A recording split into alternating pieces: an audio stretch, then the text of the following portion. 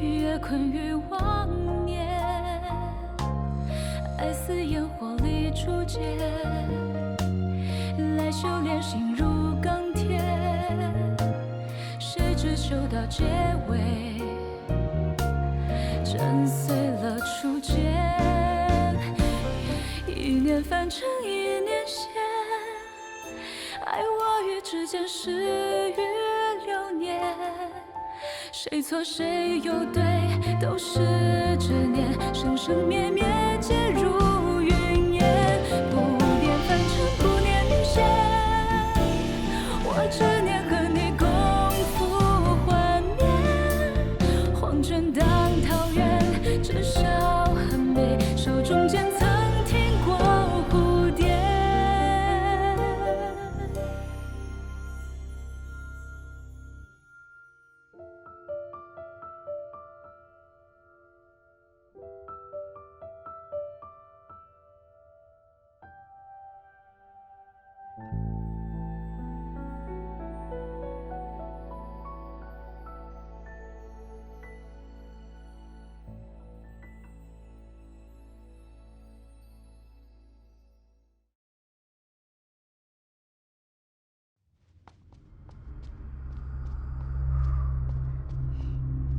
苍明姐姐，你醒啦？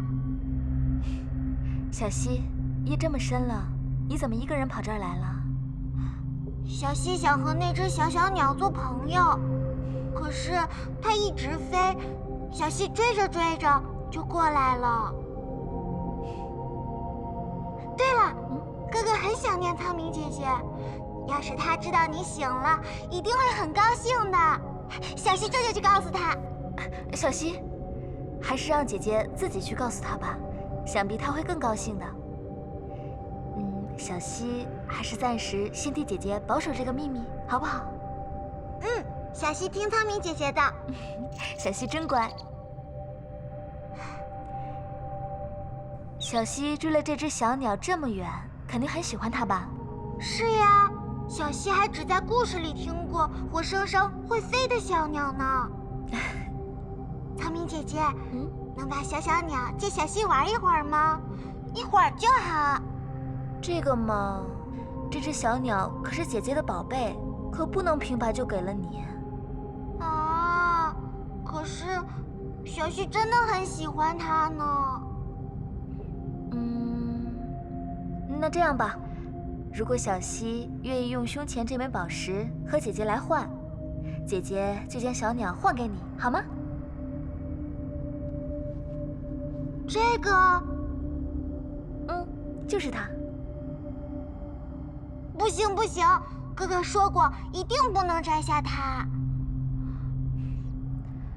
可是这只小鸟多漂亮啊！姐姐就是借这块宝石看一眼，然后就还给你。小溪不再考虑一下？好吧，苍明姐姐，你只看一会儿就还给我，不然被哥哥发现了，他会不开心的。好。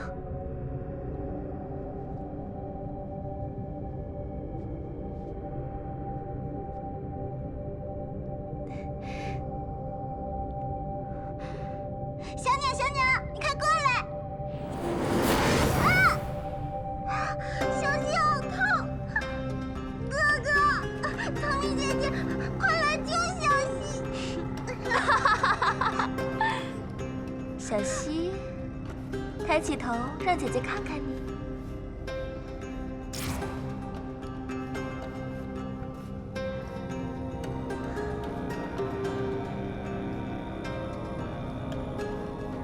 小溪今晚去看星星了，没碰见任何人，也没发生任何事，对吗？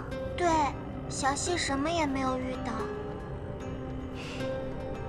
那快回去睡吧，等明天醒来，小溪又会变成平常的小溪。是，小溪这就去睡觉。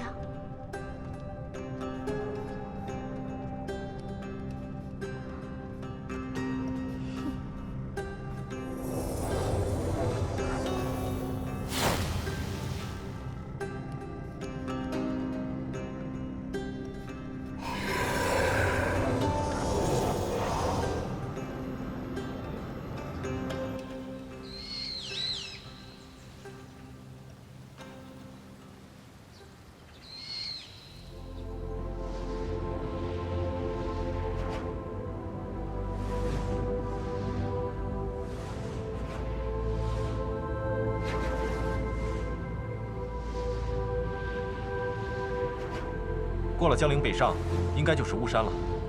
可为何航行如此之久，还不见巫山的踪影？我去主控室看看，别是无意粗心大意，使错了方向。哎，等等，你们看那儿。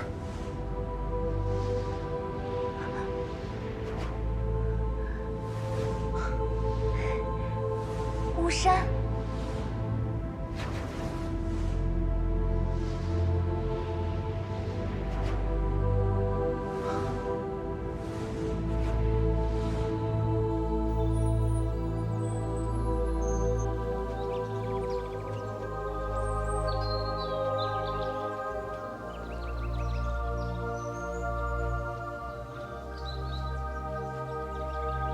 这里就是巫山啊！嗯，和我记忆中一模一样。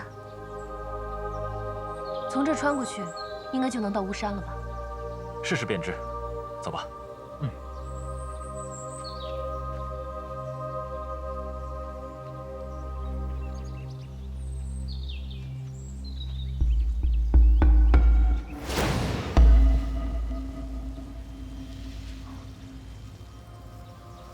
这里设置了一道灵力结界，该不会和从极之渊一样吧？住着修为高深的妖灵，所以设了重重结界。我能感受到巫山中有很强的灵力，但和一般的妖灵气息不同，更像是仙力。不如我试试把结界打开吧。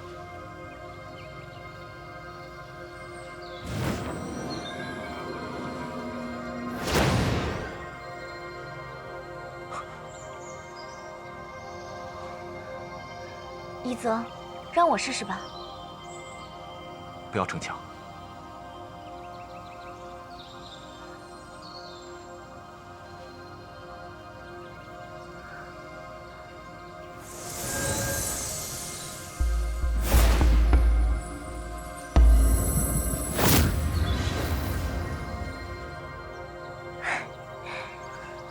阮妹妹和巫山果然有渊源，我们快走吧。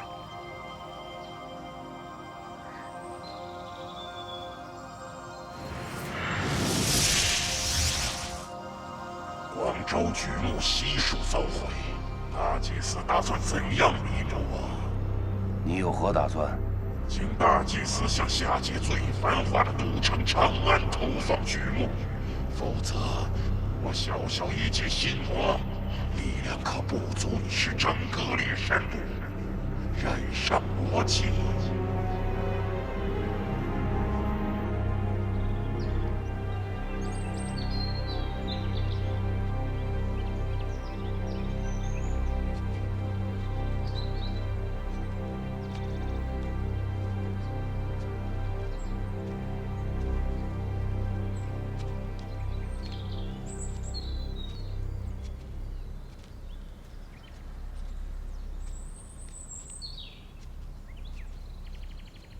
这到底是什么地方呀？这么壮观！看样子，这里以前是座宫殿。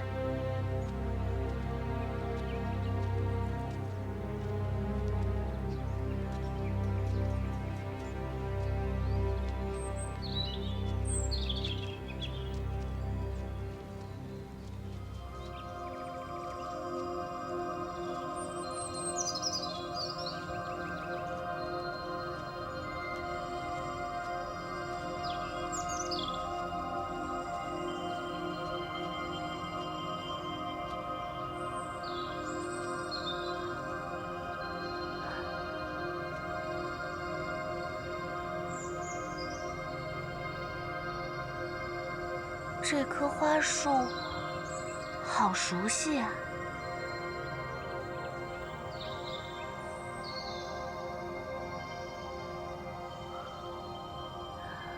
阿阮，在想什么？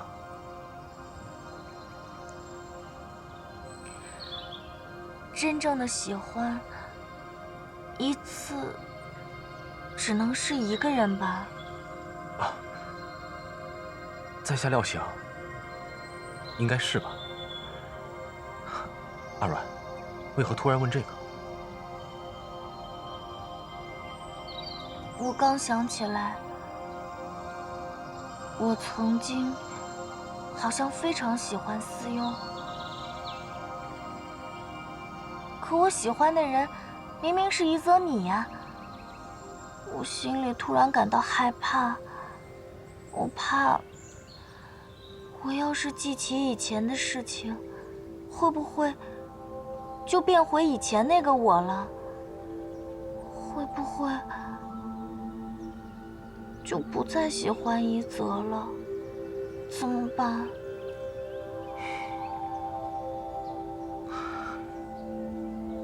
阿软，你饿吗？啊？果然不饿。不饿，才会有心思去想这个。喂，我在很认真的难过，你看不出来吗？看得出来，只是这种事，要我怎么说呢？我要是劝你忘记前人，那是小人行径；要是劝你不忘吧，我又心有不甘。与其左右为难，我宁可不想。况且，如今的我实实在在站在你面前，我就不信会输给数千年前的一个影子。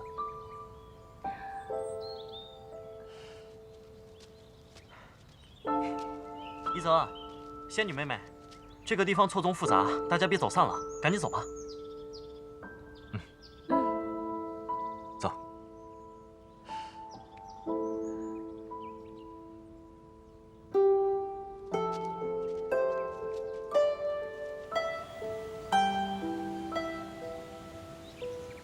神女生前未获思优喜爱，然而她亡故后，思优却陷入长久的自责。为什么思优大人不接受神女姐姐啊？思优大人，他本是影族的族长。影族追求力量，嗜好杀戮，唯一的弱点是不能受阳光照射。上天惩罚影族，天地连续出现了3个白昼，垂死的族人将灵力传给思优，思优成了影族唯一存活下来的人。历经劫难与灭族，思优懂得众生皆苦，也开始有了悲悯之心。在神农的帮助下，思优被渡为仙身，派去巫山保护和陪伴神女。其实思优并非不喜欢神女，只觉得她太过温暖灿烂，像天际永恒燃烧的太阳般美好，而自己却属于黑暗。他内心有太多的郁结与伤怀，自认不配与神女比肩。思优大人真傻，喜欢就要说出来呀，否则哪天像小溪这样醒来后什么都不记得了，该多可惜啊！是啊，喜欢一个人，哪有是非对错可言？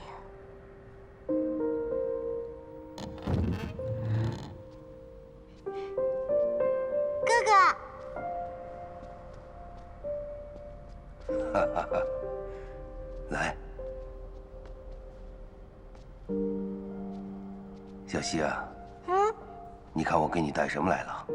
这是我专门找人从夏界给你带来的。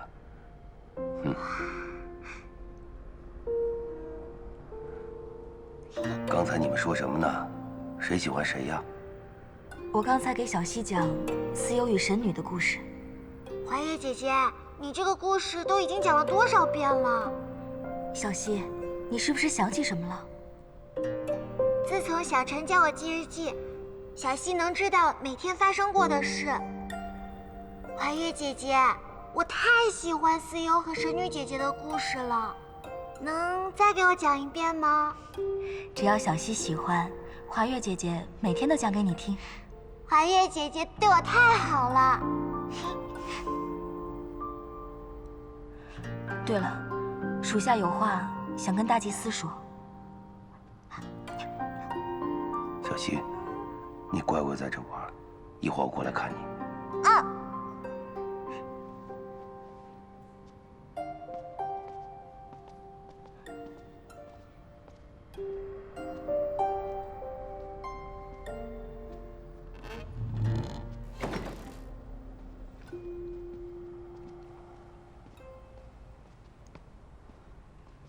找我什么事？大祭司真的打算向长安投放举目？广州城的动静闹得很大，已经引起了太华观、百草谷等诸多修仙门派的注意。若长安一遭举目荼毒，人界恐怕会联手反抗，攻进柳月城。如果现在停手，林荫将停止以魔气熏染剩下的族民。更何况下界那些人若无昭明剑，是无法隔开父系结界。现在柳月城已箭在弦上，没有退路可走。可是，没有可是，此事不必再议了。花月，你立刻率领族人展开迁徙行动，先将成功熏染魔气的族民送去龙滨屿，再派人加以守卫。12个时辰，轮流守卫寂静之间。李营一旦有任何异动，即刻来报。属下遵命。记住，我们拿到昭明剑的事，绝不能让李英知道。大祭司，昭明剑心是否已有下落？邪异之徒已经启程寻找，此事你就不必操心了。是。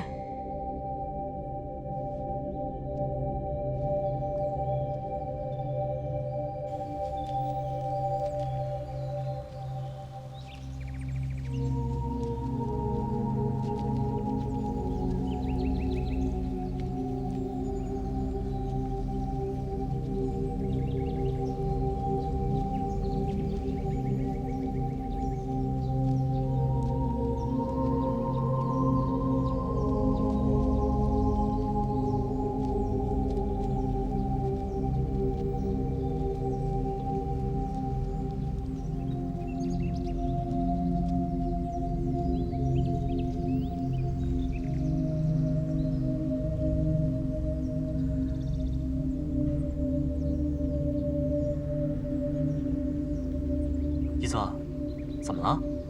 是不是有什么发现啊？大家有没有察觉，这里弥漫着一股哀婉的灵力气息？一泽，是不是发现了什么？一泽，你说嘛。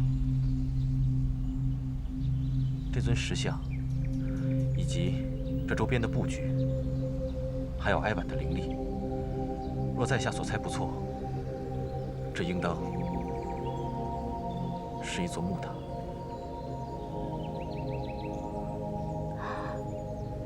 一泽，你的意思是说，这个地方是一座坟墓？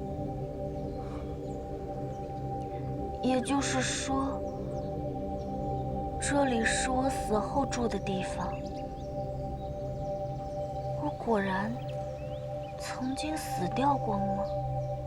不会的，阮妹妹，过去的很多事你都忘了，或许木塔里是别人呢。我记得很清楚，这里的一草一木，一石一峰，我都这样熟悉。我还记得，当初偷跑到巫山上玩，被神农神上发现后，气得吹胡子瞪眼的。阿阮，我们能看见你，听见你，能触碰到你。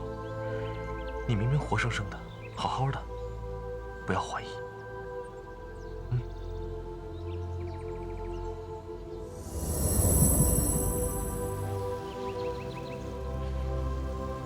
阿阮，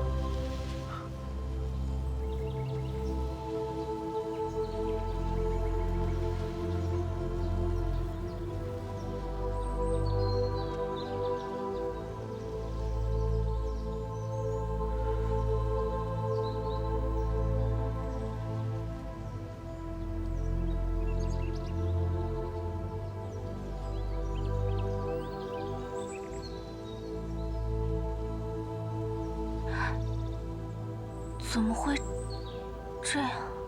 怎么了，阿软？仙女妹妹，你能看懂石碑上的文字？是不是发现什么了？阿软，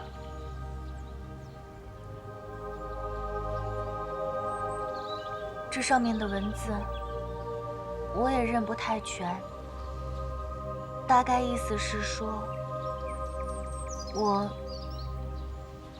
巫山神女喜欢上了仙人思忧，向思忧表露心意，可惜思忧却不肯回应。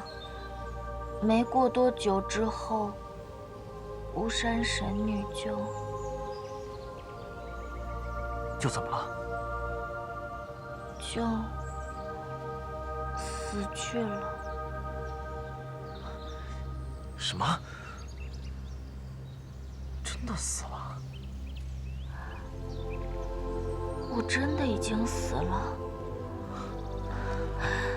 这到底是怎么回事啊？阿软，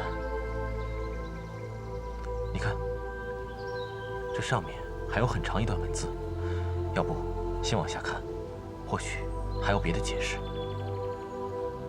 可惜，这上面大部分的文字我都记不太清楚了。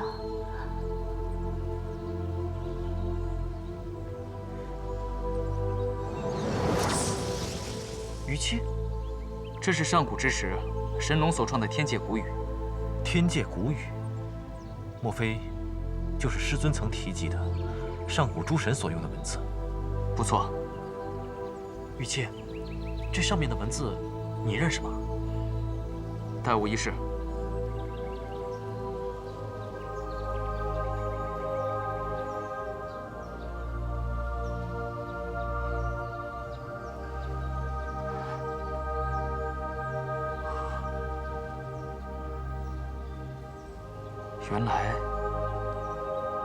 原来竟是如此。这上面写着什么？快告诉我！这块石碑上还残留着雕刻者的一丝神力。祷文的内容，你们自己听吧。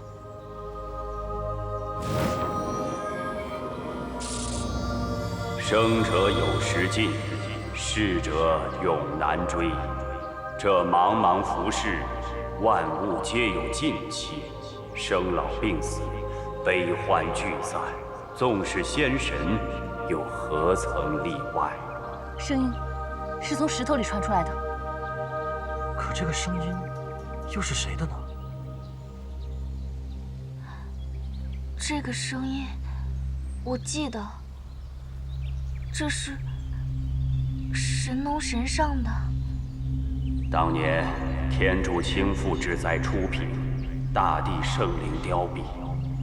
帝皇女娲以土为质，将命魂牵引其中，新的人与兽适才诞生。然大地生灵无穷无数，即便女娲神力广大，亦不免渐生疲惫。禹因此而希图另谋创生之法，虽以辟邪之骨制造一具仙人躯体，却始终无法使其具备情志。此时恰逢神剑昭明崩碎，而机缘巧合之下，禹察觉其剑心似有化灵之兆。剑心，昭明剑心，难道是被神农拿走了？小子稍安勿躁。可惜剑心业已碎裂，不复当初。禹向伏羲索取剑心，以神力将其拼合，并置入仙人的体内。仙人自此方有知觉七情，亦如常人。因其常往下界游玩，游喜巫山山水，故获赐名巫山神女。什么？我们要找的剑心，就是仙女妹妹啊！这怎么可能？如果阮妹妹是剑心的话，逾期前辈怎么会不知道呢？吾是神剑昭明的铸造者，若阮丫头是剑心的话，吾早就察觉了。如果我不是剑心，那剑心在哪儿？要是找不到剑心的话，那我们……仙女妹妹，这都什么时候了，还想着找剑心啊？先听神农把话讲完。神女毅力聪慧，深得众仙神喜爱。可惜以剑心代替魂魄，违逆自然天道，并非长久之计。或因心绪起伏，神女体内剑心重有四散，于百般不救而不得，终究只得坐视其衰竭而亡。弹指之间，令其诞生又复夭折，历经世间诸苦。可见仙神若有一念之私，便将贻害无穷。神农神上到最后，果然后悔造出了我吗？阿软，神女寂寞，于念及其生前留恋巫山草木，便将能回溯记忆的3世镜封入此石，佐之神力，以神女生前种种意念为基，于巫山山体内修成神女墓。念之愿其死复生，东流万代无回水。予以一线神念驻留此地，愿同经历桑田沧海，以全心头憾恨。背负世间生死，百身莫待，万劫难数。如无魂不破，难及全相，未知归于何处。如若有灵，可愿相告，上下无女。这就完了？那阮妹妹是谁？按祷文上说，巫山神女早就已经故去了。3世镜，3世镜能回溯以前的记忆，或许我能从中找到答案。阿软，我有种不祥的预感，还是不要去追寻答案了，好吗？我们这就离开此地，天涯海角，总有我们的容身之处。你是谁，一点都不重要，重要的是，你现在好好的活着，对吗？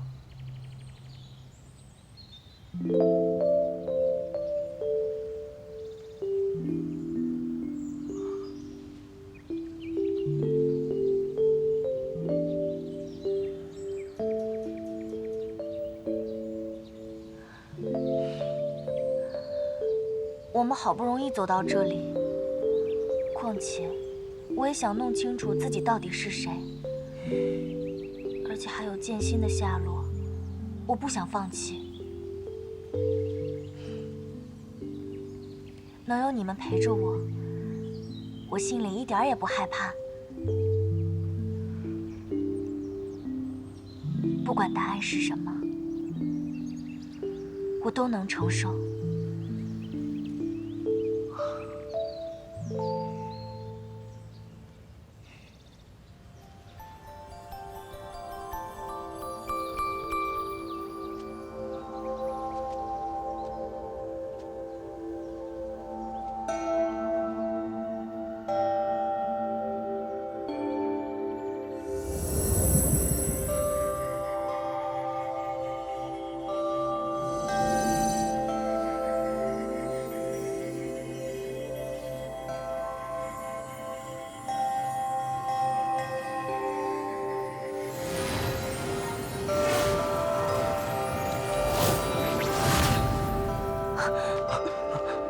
怎么了？原来是这样。阿软，你到底看到了些什么？我们进木塔吧，答案就在里面。但是，不管一会儿看到了什么，请你们都不要害怕我。这是最后一个秘密了。能和大家一起走到这里，真的是很难得的缘分呢。能认识你们，我很开心。走吧。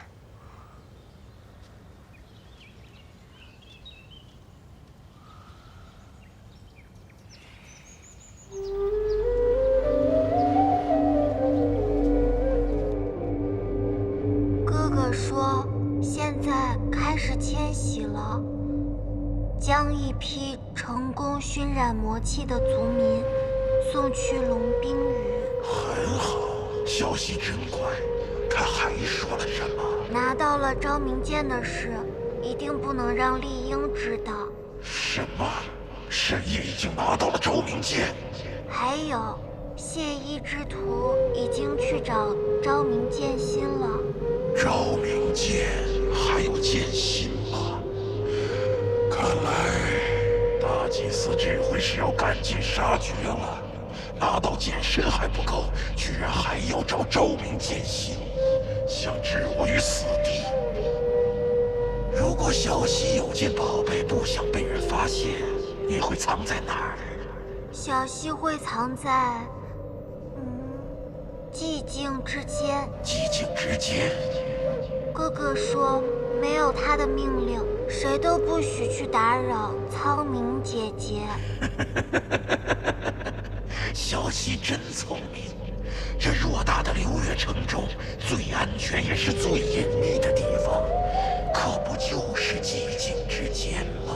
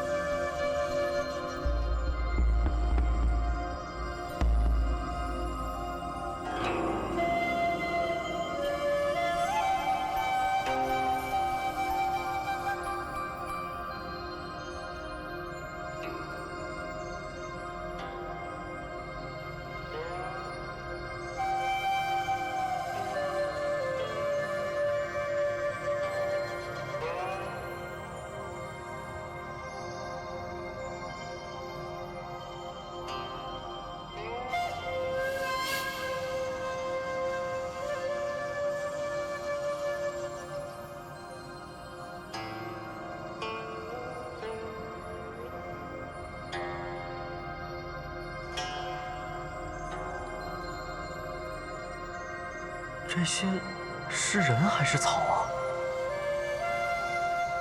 怎么都和阮妹妹长得一模一样？这些是鹿草。鹿草，孤瑶之山，帝女死宴，其名曰女尸，化为鹿草。当年神女归葬巫山，剑心也随之葬入神女墓。10年久远，剑心逐渐碎裂，无数残片向外散出，其中有些落地生根，变成了鹿草，吸纳天地灵气，多年以后幻化为人形。每一个鹿草变成的人，都和神女长得一模一样，并零星继承了她的记忆。很多年前，突发了一场大地动，神木结界开裂，水流倒灌而入。有一枚剑心碎片，从神木顺流飘到了巫山水边，在漆黑的水底待了很久，才变成鹿草。开始拼命汲取周围的灵气。有一天山洪爆发，将它冲到陆地上，生根发芽，最终化为人形。而这枚剑心碎片，便是我。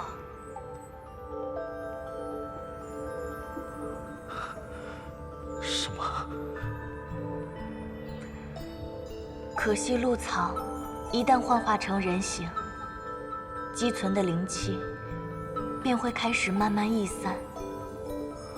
等散到不足以支撑幻形，我就会重新变回鹿草。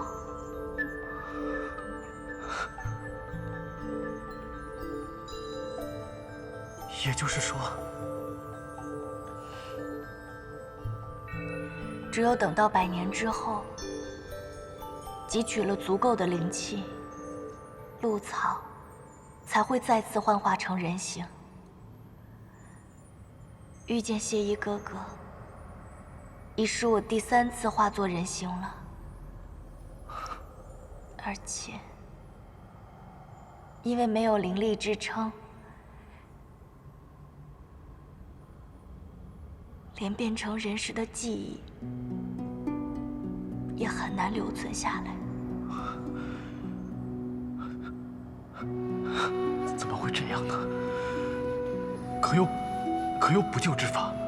小子，若剑心完美无瑕，昭明又为何会崩碎？这其中的动荡，早已是注定之事。阮丫头，当年昭明出城，我便隐约察觉剑心似将化灵。那是我朝思暮想，既与剑灵见上一面，却始终未能如愿。没想到，过了这么久，终是见着了。可我不是剑心，也不是巫山神女，我只是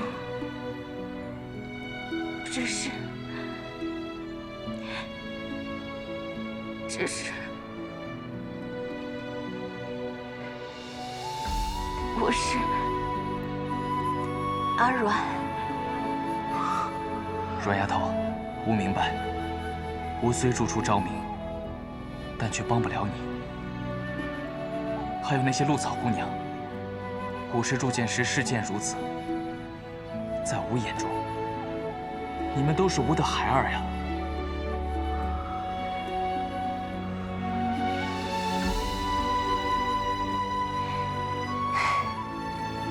其实剑心碎片化灵，还能变成人，本来就是奇迹啊！既然是奇迹，又怎能一直延续下去呢？之前2次幻化成人，连巫山都没能走遍，这次能走这么远，还能遇到大家，上天已经待我不薄了。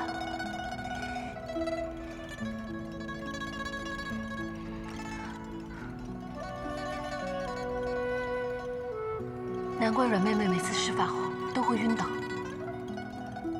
既然知道自身灵力散逸，为何不肯告诉大家？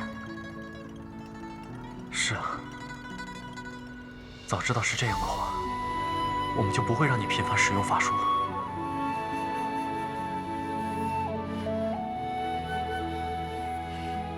哎呀，你们别唉声叹气了。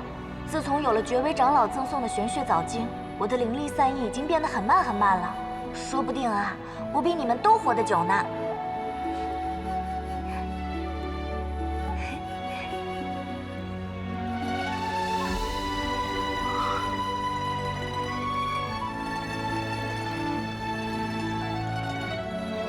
阿阮，